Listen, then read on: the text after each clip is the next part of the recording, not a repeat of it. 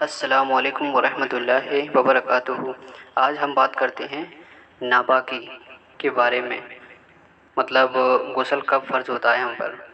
اس میں ہم بات کرتے ہیں سب سے پہلے کہ جس جگہ پر ناپاکی لگی ہو، چاہے وہ کپڑے ہوں یا بدن ہو، اگر کپڑے کی جس جگہ پر پیشاب کی بوندیں گری ہوں یا گندا پانی گرا ہو، کوئی ناپاک کچھ بھی، تو ہمیں اتنا ہی حصہ دھونا ہے، اس کو پورا دھونے کی ضرورت نہیں ہے۔ بدن کے کسی بھی حصے میں اگر کوئی بھی گندگی لگی ہوئی ہے تو ہمیں اتنا ہی حصہ دھونا ہے۔ اب جیسے کہ جو چادر ہوتی ہے، تو چادر میں جس جگہ کوئی بچہ پیشاب کرتی ہے تو ہمیں اتنا ہی حصہ دھونا ہوتا ہے، پورا دھونے کی ضرورت نہیں ہے اس میں۔ اب ہم بات کرتے ہیں اسی میں کہ جیسے کہ ناپاک بستر ہو اور اگر ہم اس میں لیٹ جائیں تو کیا ہم بھی ناپاک ہو جائیں گے؟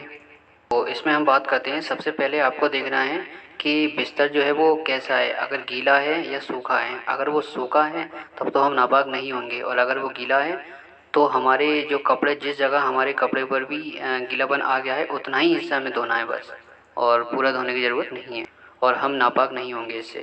اور اگر وہ سوکھا ہے اور ہم لیٹ گئے اور دیکھا ہمارے کپڑے پر بھی کچھ نہیں لگا ہے، تو ہمیں دھونے کی کوئی ضرورت نہیں ہے کپڑے۔ اس کے بعد سوال ایک اور یہ بھی ہے کہ جیسے کہ اگر ہم ناپاک ہیں اور ہم نے اگر پاک کپڑے پہن لیے تو کیا حکم ہوگا اس کا؟ وہ کپڑے بھی ناپاک ہو جائیں گے؟ تو دیکھیے، اس حالت میں بھی اگر ہم ناپاک ہیں اور ہم نے پاک کپڑے پہن لیے تو اس میں کپڑے جو ہیں وہ پاک ہی رہیں گے، ناپاک نہیں ہوں گے۔ اس کے بعد سوال یہ بھی ہے کہ مطلب ہم ناپاک کب ہوں گے، مطلب ہمیں کب نہانا پڑے گا پورا؟ ان حالت میں 3 قسمیں بنتی ہیں جس سے ہم ناپاک ہوتے ہیں، جس میں ہمیں غسل فرض ہوگا، اور یہ مرد اور خواتین کے لیے، دونوں کے لیے ہے۔ میں پہلی بات جو ہے وہ یہ ہے کہ منی کا نکلنا جسم سے، اب مطلب صحبت کے ساتھ منی کا نکلنا، تو اس حالت میں ہمیں پوری طرح سے نہانا پڑے گا، مطلب ہم پر غسل فرض ہو جائے گا۔